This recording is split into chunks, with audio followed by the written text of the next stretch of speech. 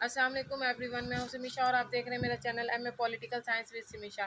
یہ جو ویڈیوز بنانے لگی ہوں میں آپ لوگوں کے سامنے M A political science part 2 کے تیسرے پیپر کے حوالے سے۔ اب ہم آ جاتے ہیں آپشنل کی طرف۔ آپشنل اس بک میں جو ہے فورن پالیسی آف پاکستان، جس کو کچھ لوگوں کو لگتا ہے کہ یہ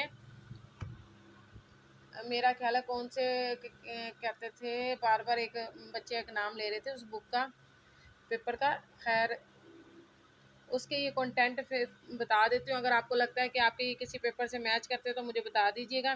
پاکستان کی خارجہ پالیسی کے فیصلہ کن اور حقیقی عناصر، پاکستان کے اسلامی ممالک سے تعلقات حوالہ فلسطین، پاکستان ہندوستان تعلقات، کشمیر کے حوالے سے پاکستان افغان تعلقات جدید تناظر میں، پاکستان اور جنوبی ایشیا میں ایٹمی ہتھیاروں کا پھیلاؤ، روس پاکستان تعلقات، پاکستان کی خارجہ پالیسی میں نظریاتی عنصر اور متنیات، پاکستان کی سیٹوں اور سینٹوں میں شمولیت کی وجوہات، ایوب دور میں خارجہ پالیسی، یہ بہت امپورٹنٹ ہے۔ 21ویں صدی میں پاک بھارت تعلقات کی نوعیت، وسط ایشیائی ریاستوں کے ساتھ تعلقات، شملہ معاہدہ،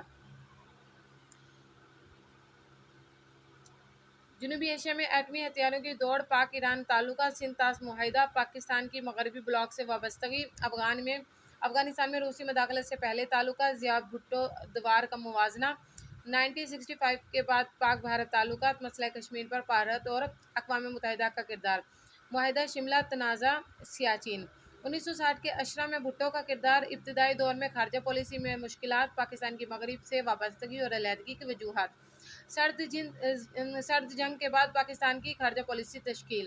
اب سرد جنگ کیا ہے، ٹھیک ہے، اس پہ اگر آپ لوگ کہیں گے تو میں ٹاپک پہ بنا دوں گی۔ موجودہ صورتحال میں مسئلہ کشمیر کا ممکنہ حل، 1960 کی اشرے میں پاکستان اور چین کے تعلقات، 1950 کے اشرے میں عرب ممالک سے تعلقات، مسلم امہ کے اتحاد کو مضبوط کرنے میں پاکستان کا کردار، مسئلہ کشمیر، 1960 کے اشرے میں پاکستان، چین، امریکہ کے پاکستان کے تعلقات، کارگل تنازع، ECO، پاکستان کی نیوکلیئر پالیسی، OIC، پاکستان امریکہ کے تعلقات۔ ٹھیک ہے، یہ پاکستان کی خارجہ پالیسی کے کنٹینٹ تھے جو میں نے آپ کو بتا دیے ہیں۔ تھینک یو سو مچ، اپنا خیال رکھیے گا۔ اوکے جی، اللہ حافظ۔